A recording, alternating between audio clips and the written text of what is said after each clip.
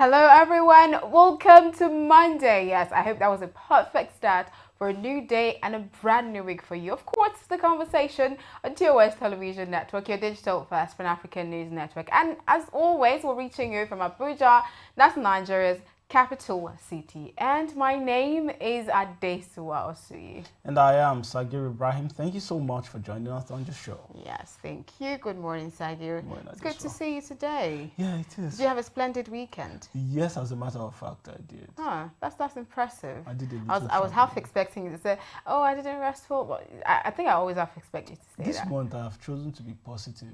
Oh. Just look at the positives and then pay no heed to the negatives. Oh, wow. That's impressive. That's amazing. Just listen to what he said. Did you ride any bikes? No, I did not. Okay. I haven't done that in a while, and surprisingly, I thought about it yesterday. So why but I couldn't. Yeah, the weather wasn't good enough for it yesterday. True. It rained all through. And I couldn't do that yesterday, but I probably will do that this weekend. But you had a good weekend. Yes, I did. You were able to sleep. Yes. Because I know the weather is your weather. Yes, exactly. Exactly. I was able to rest well, courtesy of the weather. Okay, so talking about, a start or a new day, I'm going to bring you some Monday morning motivation, to help you jumpstart and kickstart your day and maybe the week. And so we'll be doing that with our quote of the day. And afterwards, we'll be looking at, stories and happenings from across Africa.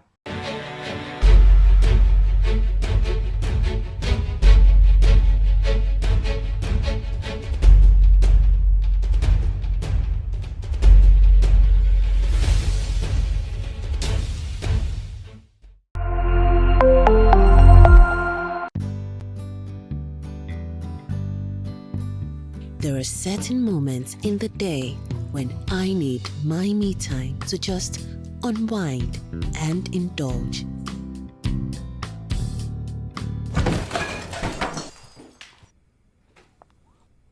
What is this? The Cadbury goodness is in every pack of Cadbury 3-in-1 hot chocolate, making you feel cheerful and pleasant.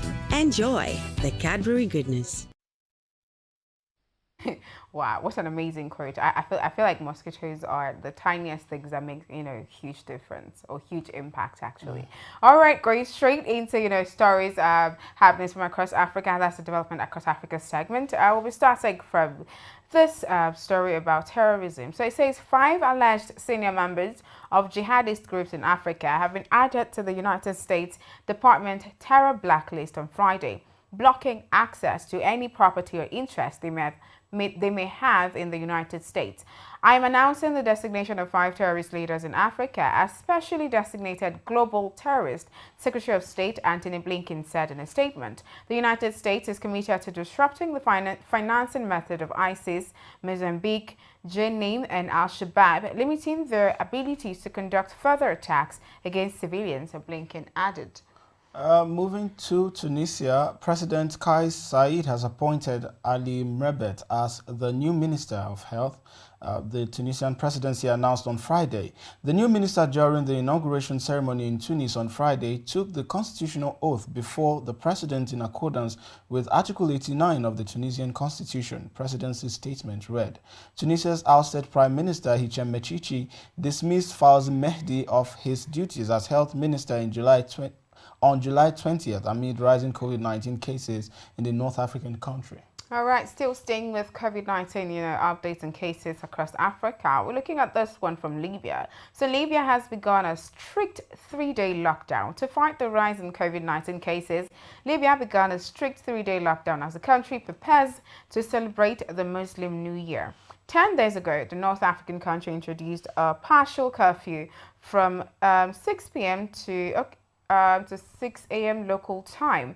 This measure will be implemented in the center and west of the country, including the capital, Tripoli, the government announced. I feel it's important other countries, follow suit, because for Nigeria, there's been an explosive rise in the number of cases of COVID-19 infections we've been having. So if the government could do something relating to this, just for a short period, do it at short intervals and short bursts, I believe it should be able to control to a large extent the number of infections we are seeing currently. Okay, so I've always wondered, I know you might not be able to give me an answer, but I'm hoping that someone has, is able to give me an answer.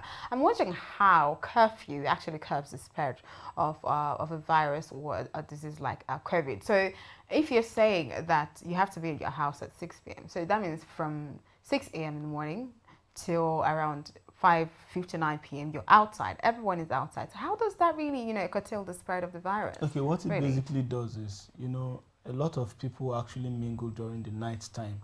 There are people who are known to be nocturnal. So they are mostly active during the night, and these are the party goers, the club goers, and those people who are mostly active during the night time. So if they can limit, the movement of persons from the normal 24 hours to say 12 hours daily, they believe they would be able to manage the spread of the virus. Because remember, some people only meet during the night time and some meet during the daytime. But there are large gatherings that happen during the daytime, within that 12-hour time. Yes, frame. there is a lot. Massive large gatherings. There is a lot, however, they can be controlled. But you really cannot control what happens during the night time now, can you? Because a lot of agencies and a lot of organizations who are supposed to be saddled with the responsibility of ensuring that the COVID-19 guidelines are adhered to, there's face mask wearing, hand washing and all of that, do not work during the night time. So during the daytime, they can be able to manage, hey, you, wear your face mask, hey, you, wash your hand, hey, you, sanitize. They can be able to control that during the daytime. So however, during the night time, when they know nobody will be looking, everybody should be at home. I think that's just I think I get it right now, yes. All right. Okay, so for the last story of the development scenes, the scarcity of fishing resources for fishermen from Cameroon and Chad who fish along the Lagone River has become a source of tension between the two communities who accuse each other of using unsuitable fishing gear. The locals, who live mainly from fishing, are a resource that is becoming increasingly scarce, claim some fishing nets are extremely extensive and large. The Cameroonian and Chadian authorities under the Lake Chad Basin Commission met in Bongor, a Chadian border town located 2 kilometers from the Cameroonian town of Yagoa. I just need them to find a way to sort this out. We shouldn't have, I know all of this bilateral trade and all of that stuff, they share a basin, so it's still, those conflicts, this tension might come up, at intervals, but I just hope they find a way to sort it out. It's also important to have some kind of regulation to ensure that while you're taking away, you're also putting back. So while you're taking away big fishes, you're putting back fingerlings, which will someday grow for you to capture and sell. Because if you're not replacing what you're taking away, one day, a day will come when there will be scarce, and then there will be nothing to catch, and you'll be all like, this is just an empty basin and a body of water. So everybody goes home with, nothing and not having a means of livelihood. So the earlier they ensure, and I just hope they have ensured that you put back what you take away, the better for everybody, and I hope they settle this crisis as well. That's what we're looking for. All right, so we're going to be bringing you COVID-19 updates from across Africa right now. I feel like I should tell you, even though we just mentioned it, but I feel like I should tell you that you need to take precaution. I don't think I'll ever get tired of saying that, because third wave COVID-19 is real as it gets. I know there are people who still don't believe it, but look, it's out there and it's ravaging, and people are getting infected and people are dying from it, and you should take necessary precautions. Get vaccinated, and if you can't get vaccinated at this point, take necessary precautions. Wash your hands, proper hygiene, wear your face mask, avoid large gatherings, social distance, and all of those stuff to ensure that we do not have to have a huge number of casualties and that you and the next person is safe. Okay, so COVID-19 update from across Africa, and after that we'll be looking at front pages of Nigerian newspapers.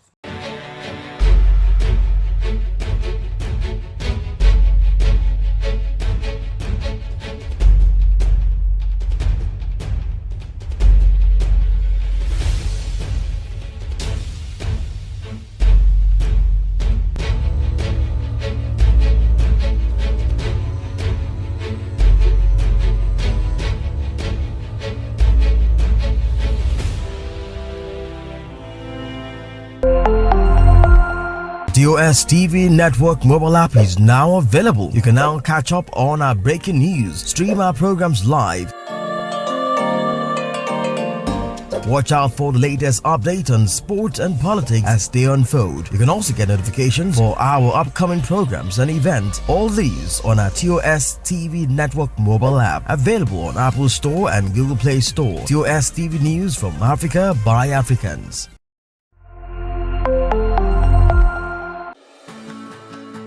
My son has always dreamt of being in the spotlight. As his mother, it is my duty to help him live up to his dream. That's why I give him Born Vita every day, which contains iron, zinc, and vitamin C that supports his immunity and gives him the strength to pursue his dreams. Born Vita, strength to dream.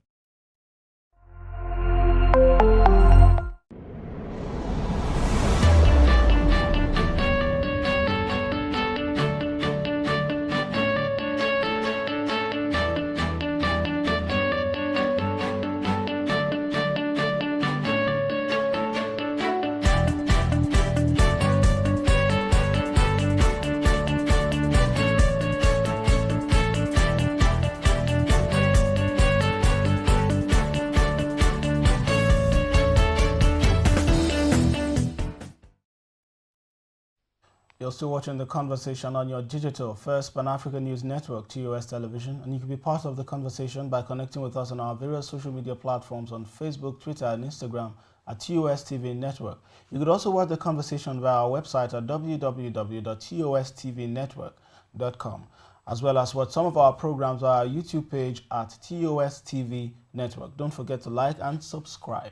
It is the newspaper segment of the conversation this morning, where we look at various headlines from different newspapers from across the country. And this morning we'll start with the Guardian newspaper, and from the very top, as well as the banner headline there, we see consumers bear burden of MDA's failure to pay 100 billion naira electricity.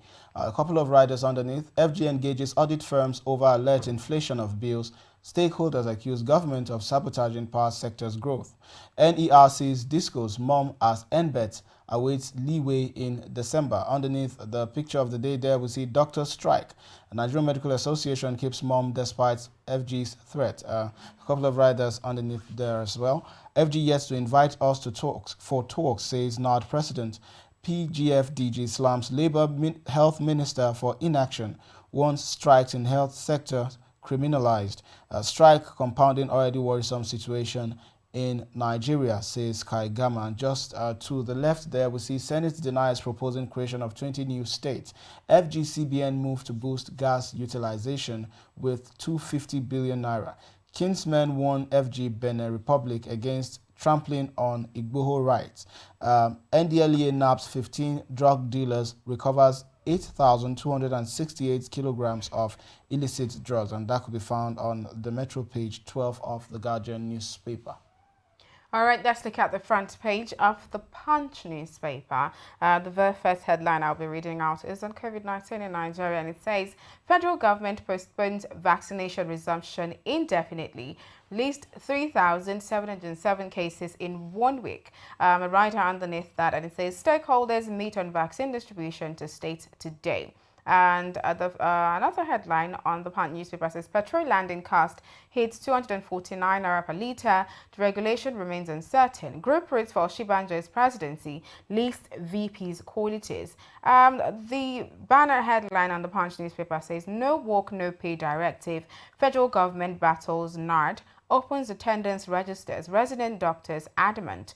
Resume first or forget further negotiations. Ministry orders insist on sanction for doctors. You can't bully doctors you haven't paid with no work, no pay threat. NARD lambast federal government. And underneath the very colorful picture of the day, tributes empty stands as Tokyo 2020 ends. I've not fled Nigeria. I'm in Benin for Igboho. That's Akintoye saying that. PDP governors meet today. Reps caucus demands Secondus resignation. Oyo, Jigawa, Katsina declare Monday, Tuesday holiday for Islamic New Year. Quite a number of other headlines on the Punch newspaper this morning. Just grab yourself a copy. For the Daily Times newspaper this morning, we'll begin with the banner headline there, which states crack in IPOB over sit-at-home order. A couple of writers underneath. Directive kicks off today as planned, spokesperson. No order suspended in view of NECO exams. Kanu's younger brother. Southeast governors, police ask residents ignore order as civil servants in Anambra panic. Underneath the picture of the day there, we see a couple of other headlines. Banditry summon courage to tell Buhari he has failed.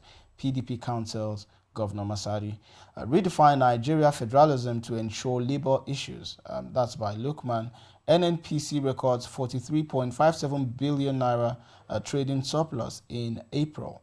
And underneath that, we see Constitution review. Senate denies proposals for 20 new states. And that's it for the Daily Times newspaper. Okay, and the Blueprint newspaper this morning, the first headline there says NNPC records 43.57 billion naira trading surplus in April. Underneath that, quarterly revenue hit from crude to hit $14 billion, and that's from Rwanda. This one says 7 bandits killed in Kaduna, 300 cows recovered in Katsina. EcoBank partners IFC on gender equality. The banner headline on the Blueprint newspaper this morning is that Senate on Constitution review. No recommendation for state creation. Says report on 20 proposed new states falls. Urges Nigerians to await INEC supervised referendum.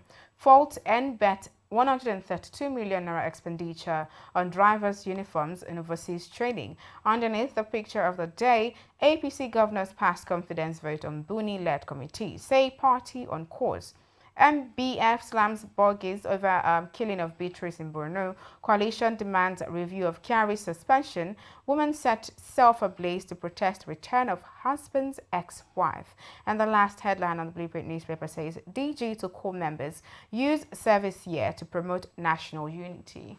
For the Business Day newspaper, and indeed the last newspaper for the newspaper segment this morning, Nigeria's telcos record biggest investment decline in 8 years. And besides that, we see Business Day partners Tecadia mini MBA to democratize business education. And that's it for the Business Day newspaper and as well the newspaper segment this morning. We'll go on a quick break now, and when we return, we will bring you the big story.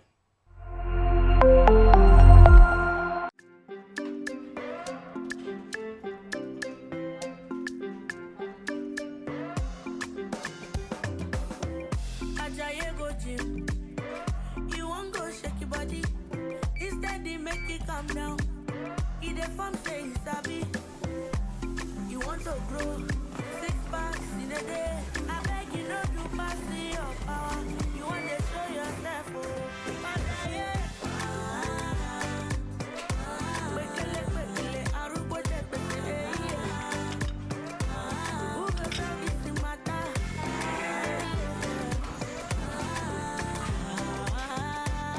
Whatever your size, find it with the new Airtel data plans. Dial *141# now to get the plan that suits you.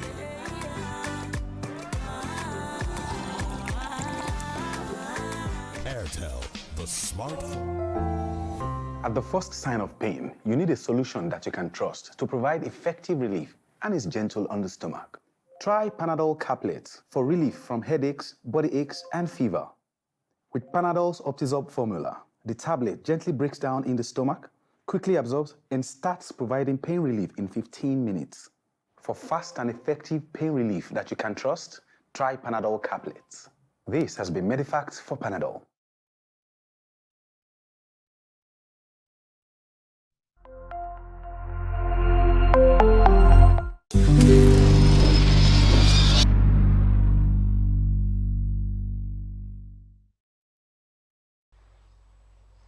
You're also watching the conversation on your digital first Pan-African News Network, TOS Television. And like I always say, you can be part of the conversation by connecting with us on our various social media platforms currently showing on your screen. It is the big story, and this morning's focus is going to be on the Senate's proposal as well as the question, will creating more states solve Nigeria's challenges? Joining us today, this morning, via telephone to talk about this as well as other issues is Mr. Adini Kunu, and he is a social affairs commentator. Good morning, Mr. Kunu. Good morning to you, and thanks for bringing me onto your platform once again. Thank you. Yeah, thank you so much. So, sir, yes, we know that the Senate has debunked these claims. However, what's your reaction on the said recommendation? What is the Senate debunking? The fact is the proposals have been made. Yes. The states that are being proposed are actually, they have names already. True. The only thing that the Senate is debunking, I think a lot of people didn't quite get that story. And that is another thing. For instance, let us look at Anioma, for instance, from Delta State. That is not, it's not an issue of the Ninth Assembly. It has been on for as far back as the 7th Assembly or thereabouts. So the only thing the Senate spokesman, Ajibola Basiru, came to debunk is the fact that they have actually approved those particular 20 propositions to become states. So the propositions are true. People want new states according to what they have quoted. So there is no Bayajida is there, Ijebu Ode is there. We have a lot of states totaling 20. So I just need to say that it is not something people should be talking about as if it's non-existent. It is existent. It's an issue that is on ground, and that's for the record. So what I just want to bring to the fore is when we talk about states that have described themselves as perhaps those that are in charge, and some people feel that there's a need to be properly represented, then they really feel it is their right. Now, people have said, we don't need more states, we don't need this, we don't need that, that it is the same resources everybody will share.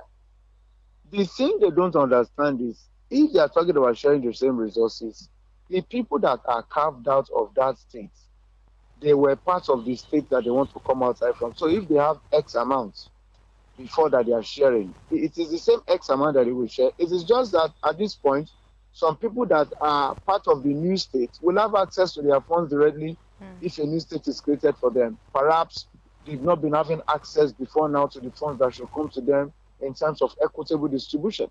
So it is just to also ensure that if the proposition, according to Section 8 of the Constitution, Chapter 2, or the second schedule as it were, is put to use, it is to ensure that these states don't become more problems to the country.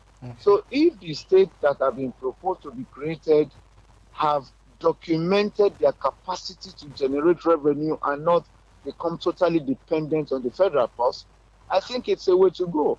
So some people have said they should create a more local government. I agree that more local government will also allow governance to be accessible to people at the grassroots. But I also think that you can't circumscribe the rights of people to be on their own. And another part of that section, I believe you can hear me, please. Yes, okay. I believe you can hear me. Another part of that section that is revealing, if you look at Section 8.1 AB, Section 8.1, you have under that section about ABC, then you now have Section 8.2, you have also beneath it, you have a number of things, totaling about 4.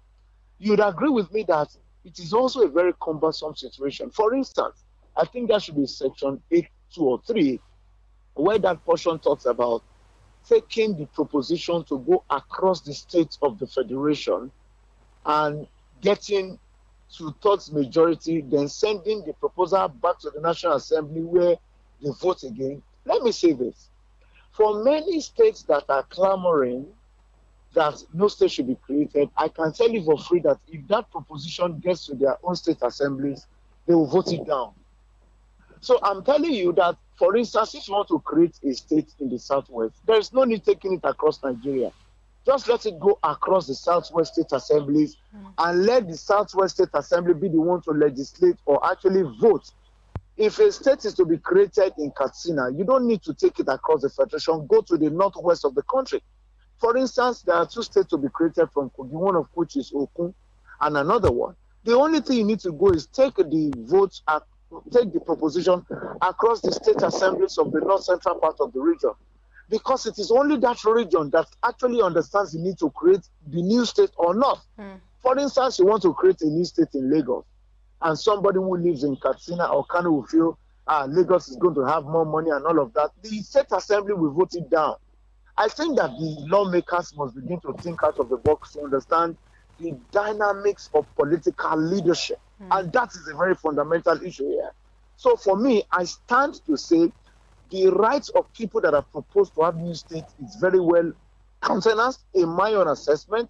It is just that we have to do a reworking so that there's an allowance for them to ensure that the new states that are created are not insolvent once they start existing as states. That's my position. Okay, so I was going to ask, well, you spoke about it already. So does this mean more expenses for the government, especially at a time like this? I can't hear you, please. I was going to ask whether it would mean an incurement of more expenses, financial expenses, at a time like this, you know, with all that is going on, COVID-19, the financial bottlenecks the country has been having, and then to add to, state creation to the list of all these challenges, won't it cost the government more money? I don't understand. The president has traveled how many times in the past 1 year? He's spending taxpayers' money. Virtually everybody has traveled out of this country at some time or the other using taxpayers' money. So if people can be spending the money of this government for their own personal health needs, the creation of states is to actually allow governors to get access to certain people. You spend the money on those that own the money, not spending the money on a few people. What are we talking about there? You have to spend money, and what is the money? Obviously, there are allowances for those who sleep. And then the people that come to the National Assembly to sleep, don't they get paid the allowances? Let them work and get the allowances, rather than let them come and sleep at the assemblies and get paid. So what are we talking about? Pay people for doing what they have to do. The business of governance is not cheap, for the records. Although we know that comparatively, the monies that lawmakers in this part of the world get is higher. But the money for steering the ship of political leadership is not cheap. I want people to work. Let them sit, let them meet at the assembly, let them deal with these issues so that people can have a just society. Let me tell you, some people have also come to argue that Nigeria has less than 1 million square kilometers, and the US has over 9 million square kilometers. I can tell you that even in that US of A, there are more places uninhabited than the places that you have inhabitants. So I'm saying that you cannot use that to say that we can't create more states. If that is what will help this country, let me tell you this. This country is better without war or any form of recriminations or agitations. So anything that is perceived as unjust will continue to make people feel unrest. It therefore means that for every step that is taken to ensure that there is equity, it should be done. So I just want to say that we should not allow ourselves to be driven to the point where you will feel that it doesn't matter. And let me also tell you part of the cumbersome processes. The referendum, if you go to check section 81234 coming down, you will find out that the same constitution that doesn't give you the room to create new states by virtue of a referendum gives you room to do a referendum for the creation of new states. It is the same contradiction with the constitution. So that is another thing that I want to see here. Okay. So going by everything that you said, creation of a new state is not at the detriment, of the country Nigeria at this point. No, excuse me. Okay, let's look at what has been stolen. NSAS protests came, COVID-19 came, the Ministry of Humanitarian Affairs led by Hajia Sadiya Umar Farouk could not account for over 2 billion naira. Under this administration, plenty of monies have disappeared, going into the pockets of individuals. So what I'm trying to make out of this is, if people can be stealing that money, get the money to use for governance to function, give lawmakers to sit, get allowances, and ensure that there is. For me, I just feel that rather than get the money stolen, get the people that have the responsibility to work, and deploy this money for the purposes of governance. So, to me, I just feel that it is a needless crime. We have established that creation of new states is not at the detriment of the country. In fact, some persons would actually need, those states, to fill among in the country. So why do you think that the Senate at this point are actually saying they're not proposing creation of new states?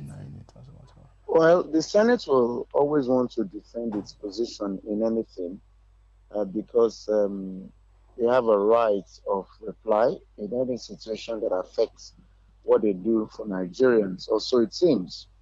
So for the Senate, I think that somebody probably flew that kite, knowing full well that maybe they don't want to go through the processes and ensure that the state they want to create gets created by exhausting the provisions of Section 81234. Perhaps that's what they thought of. Okay. All right. Thank you so much, Mr. Kunu, for indulging us this Thank morning. You. Thank Welcome. you for joining Thank us you on so the show. much, sir. Thank you. Okay, you're welcome. Thank you. And thank you, our viewers, for sticking with us up until this time on The Conversation. Don't forget that Conversation comes to you every weekday. That's Monday to Friday, same time. And that means we'll be back here tomorrow. But also follow TOS TV Network across all social media platforms. That's TOS TV Network on Facebook, Twitter, Instagram. And of course, subscribe to TOS TV Network on YouTube. You can also stream our content. That's The Conversation and every other content we have for you on www.tostvnetwork.com. My name is Adesu. I'll see you. And I am Sagir Ibrahim. Thank you so much for watching. Stay safe and we'll see you tomorrow.